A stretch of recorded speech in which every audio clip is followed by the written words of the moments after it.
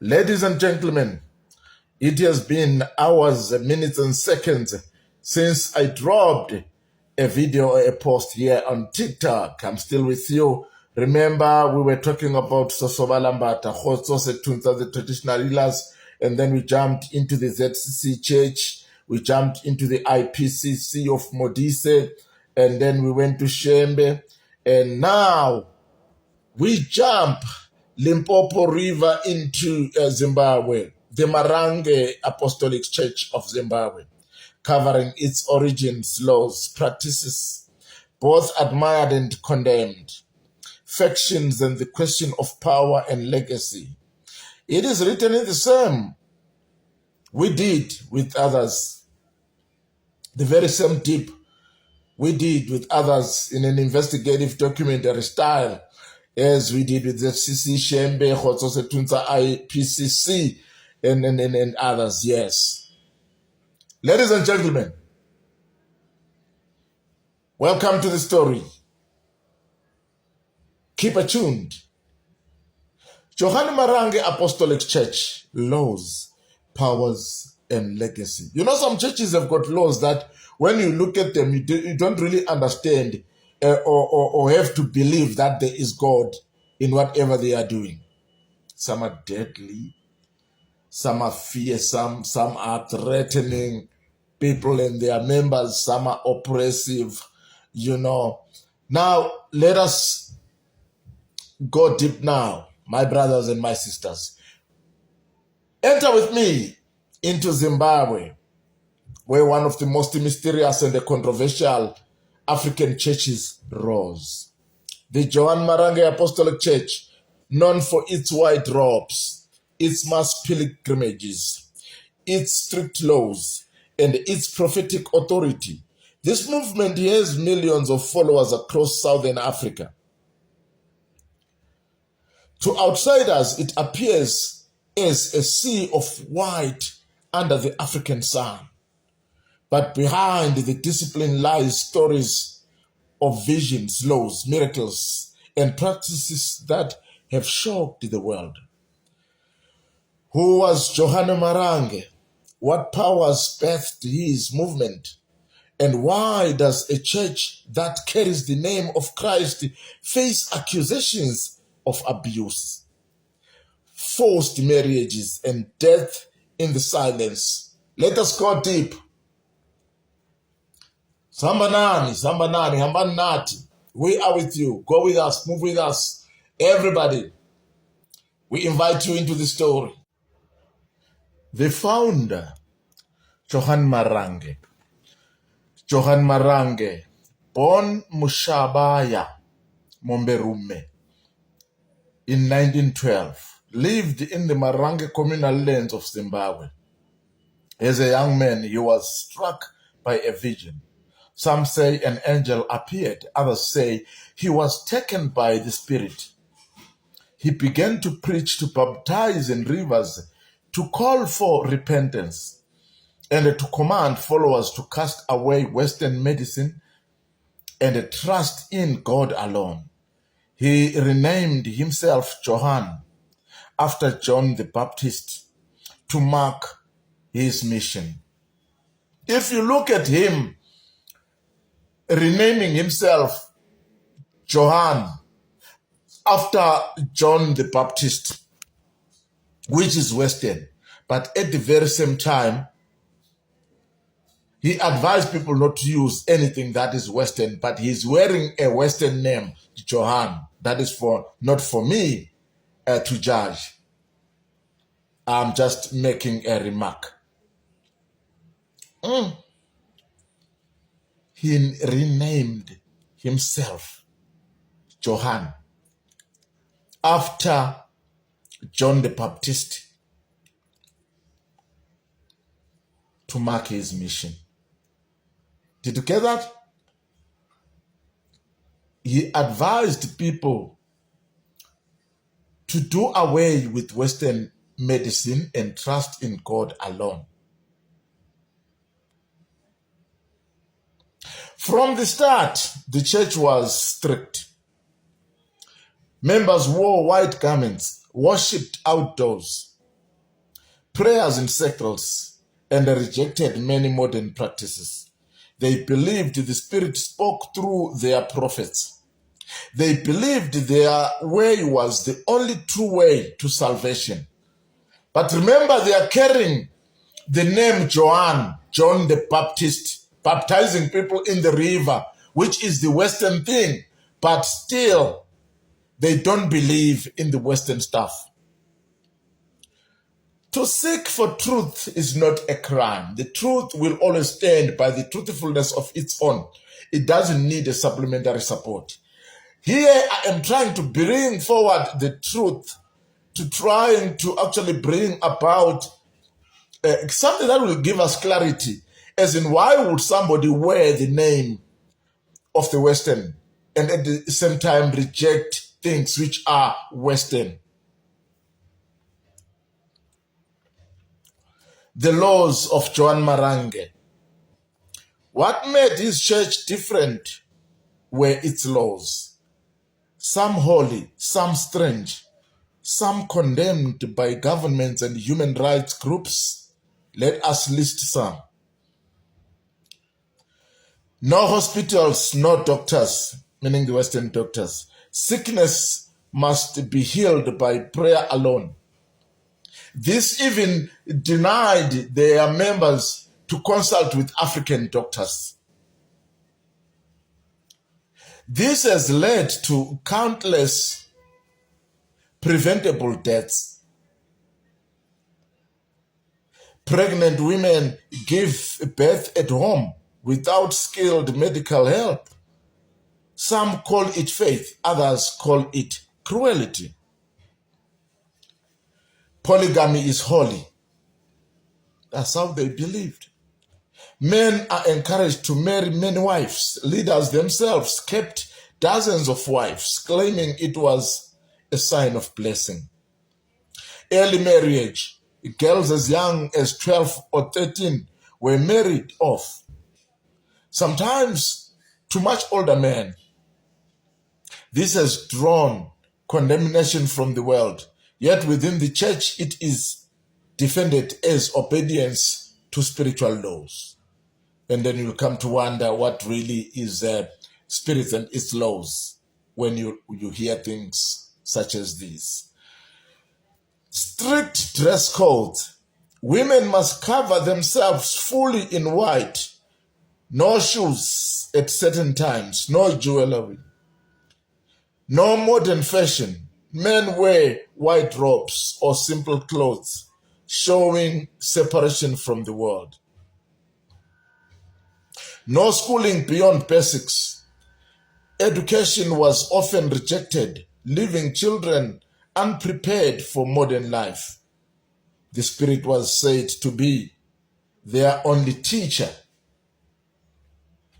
No Western medicine, no vaccines. During epidemics, members refused treatment, saying faith alone saves. But still they died. People saw them. Still they suffered those diseases, and they never got cured until others had to go behind their church, their elders, their leaders, behind the set law into hospitals privately. Outdoor worship only. No temples of brick, no cathedrals, only open-air gatherings, for the Spirit must move under the sky. When you look at this and we make our own remarks, we will ask them, why do they live in the houses of the bricks, yet they go outside and worship in the outdoor with what they have just said? So these spirits only recognize the breaking of the law when they will be worshipping under the roofs in brick houses, but it doesn't see them when they live permanently in the houses as they live in modern houses and wear modern clothes, and the garments that they wear are made out of the clothes that came with the white men, because people were doing fair leather clothing. Where knowledge ends, religion begins. That's the reason I don't do religion. I do spirituality. Wherever there is a religion, you've got to have some laws and binding laws. Fear is created in order to contain you, in order to restrict you and adjust you from the wisdom and the freedom that you are given by God. I don't know how to answer these guys, the ones who are maintaining this laws and rules up to today. Absolute obedience to prophets. The prophet's word is final. To disobey is to disobey God. If you are told that your mother, your father is bewitching you, as they always say, we have heard a lot of these prophecies in that church. That has to be the last word, and you have got to believe it. You don't have a choice, because to disobey that prophecy, you are saying to be disobeying God. The laws made the Johane Marange Church unique, but also infamous. It grew rapidly because it demanded everything. But the same laws have left scars on families, women, and children. When powers and practices, what powers sustained Johane Marange? Followers say he healed the sick, raised the dead, and foretold events.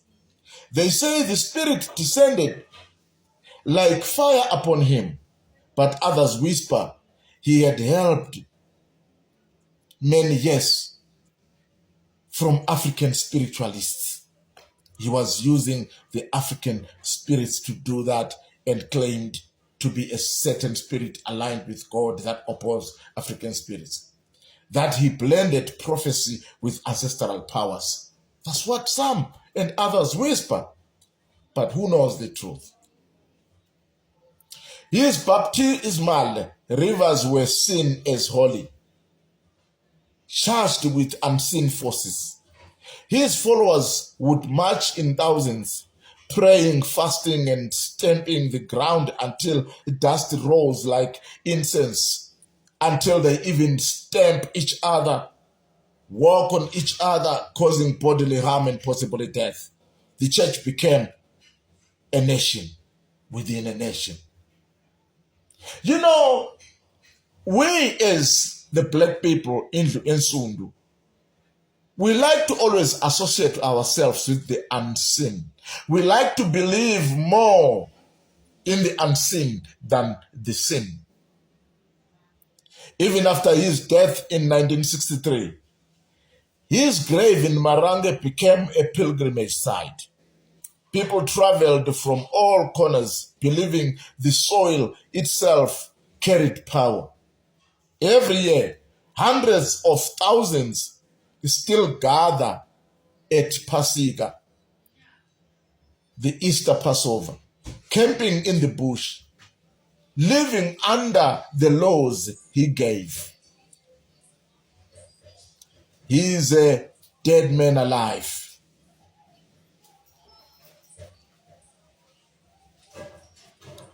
Controversies and condemnations.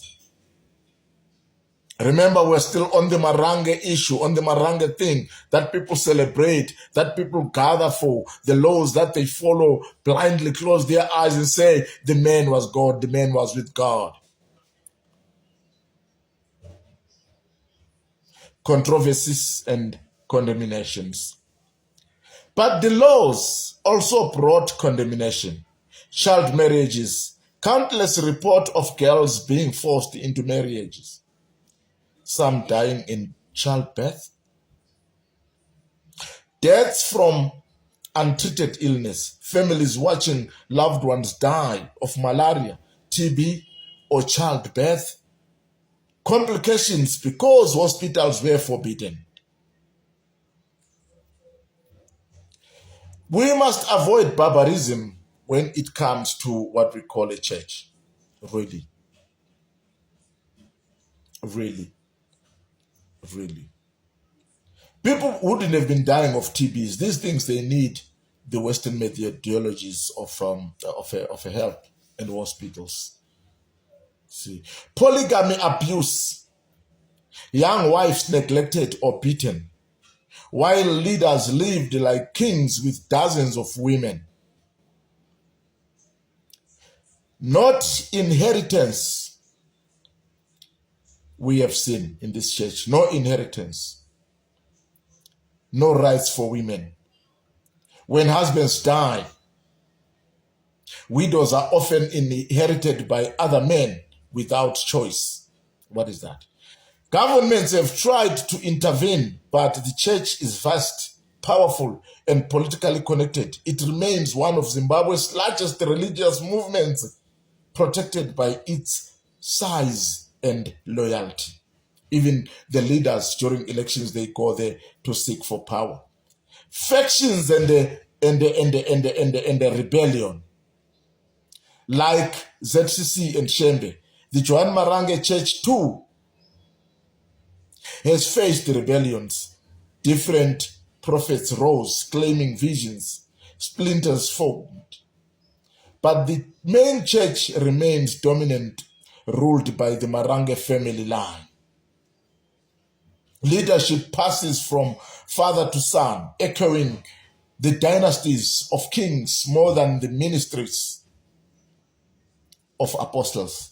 Yet with every succession comes disputes, fights, and accusations. The question of power. And so again, we ask, what really are these powers? Did Johane Marange rely on the Bible, or did he stand also on African rituals and powers? Were his healings miracles of God, or the work of spirits demanding sacrifices? If power protect, why do children die in childbirth? If powers give life, why do girls as young as 12 face death in the name of marriage? Is the price of these powers the very lives of the vulnerable? Do the powers charge in blood? These are the questions we ask. Legacy today of this church. Today, the Johane Marange Apostolic Church has millions of followers in Zimbabwe, Mozambique, South Africa, and beyond. Their white robes are seen everywhere. Their pilgrimages fill valleys with seas of worshippers, but their reputation is divided. Some call them holy, pure, uncorrupted by modernity. Others call them oppressive, dangerous, and even criminals. Like Shembe, like ZCC, the Johane Marange Church shows us the paradox. Powers that create vast empires of faith, but leave behind controversies, divisions, and suffering. Brothers and sisters, the story of Johane Marange is not simply a story of one prophet. It is the story of Africa's struggle to reconcile tradition, Christianity, and a modern life. It is the story of powers that heal and harm, empower and exploit, unite and divide. The question remains, what are these powers? Are they divine, ancestral, or a mixture? And why do they always demand a price? Until we answer, Africa will continue to see prophets rise like flames, bright, consuming, but leaving behind the trace of lasting peace. It was my first time when I attended a funeral of this Johane Marange Apostolic Church in Zimbabwe, at a place called Malala in Beitbridge there. It's just some 10 kilometers before Beitbridge from Bulawayo, or 10 kilometers from Beitbridge towards Bulawayo, just near that toll gate. I went there because of a relative who had passed on. It so happened that this woman was pregnant, As this woman was pregnant, they don't go to hospitals. They've got to give birth at the mountains, in the bush there, in the management of these elderly women who help giving birth in that church. So it happened that this woman had a very high blood pressure that they wouldn't manage to handle. She died giving birth. So because I was close to this relative, we went to a funeral. What I saw, that was the first time. I don't think I will ever see it again. And if that is aligned with God, I'll rather have no God. They don't take the bodies to the mortuary. I don't even think they took the body for the post-mortem. A person is not put in the coffin. And their funeral took long. I remember when they went to fetch for the body in the house, taking it to the grave.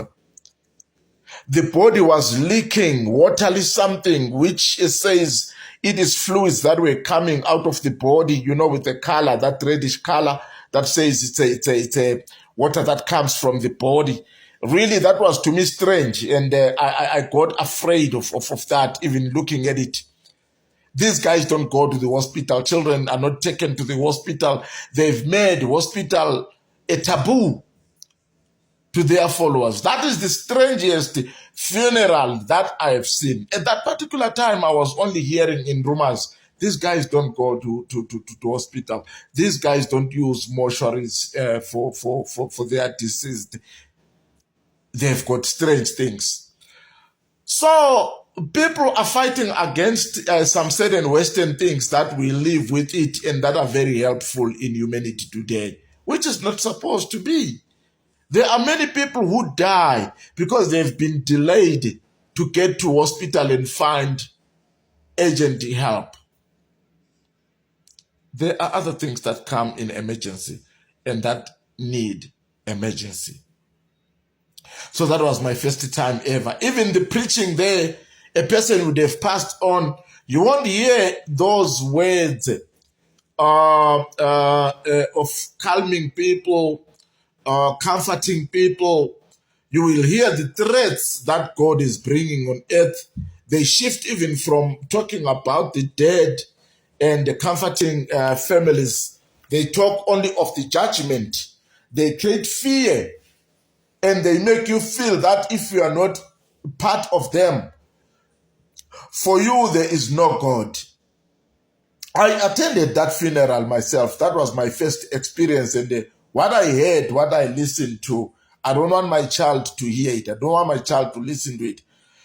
Ladies and gentlemen, I am not saying these things because I have anything against these churches. We know churches bring good characters. They build good citizens. They make the world livable. But there are certain barbarisms. There are certain laws and rules that we condemn, that we see them as not healthy for our modern world. Why would we fight for anything that brings life? Hospitals bring life. If somebody is heavily bleeding, there's nothing you can do as a church praying for that person. You are just delaying and getting a person to a situation where you will bleed, get dehydrated, and die. God wouldn't have allowed these systems and Western health to be in place in humanity if God did not like it. Just for fame, just for building dynasties and empires, people create their laws. Even if they are dangerous to human society, they will enforce them and get people to understand them, live by them, and ignore the damage, the danger, the death it may cause.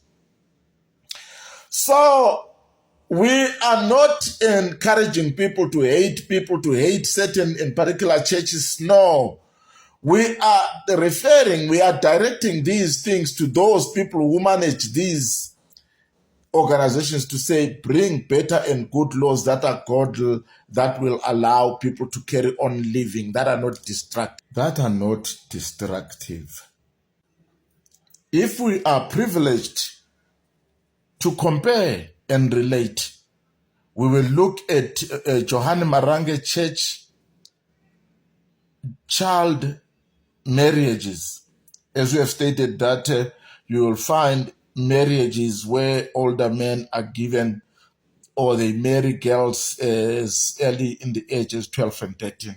You look at the same thing, we've heard about it at Shembe. But all those things, they don't see nothing wrong about it. Those people who are running, who are part of it, they say it is the will of God. It is God who is allowing that. If you look at the other similarities, both don't build temples, they don't build church, though they are doing Christianity. People who believe in building a house of God and call it a temple or a church. But when it comes to my own remark, I would think that the founders and the leaders saw that having to think of building churches will consume the very money that they founded these churches and these organizations for. So rather, they have the multitudes and are followed by so many people who give in Sunday offerings. Today they call that money tithes and stuff. And it mustn't be marked by the need of building the churches and the temples. There are a lot of things that when you have to look at them and reason, they'll give you a clear answer before those people even have to answer you why some things are kind of happening. As I have said, many of the things that we have stated here, they are just oral history, but we are also using our own medulla oblongatis, meaning we are doing our own analysis to avoid paralysis. We present this as oral history with nothing against them, because if they pick up their Bibles and teach, many of the things they teach is that do not do this, is against God. Do not do that, it's against God. And it all creates a police within you that will help you not to do bad things and end up in prison or get harmed. We thank you guys for that, but you need to polish some other things of yours.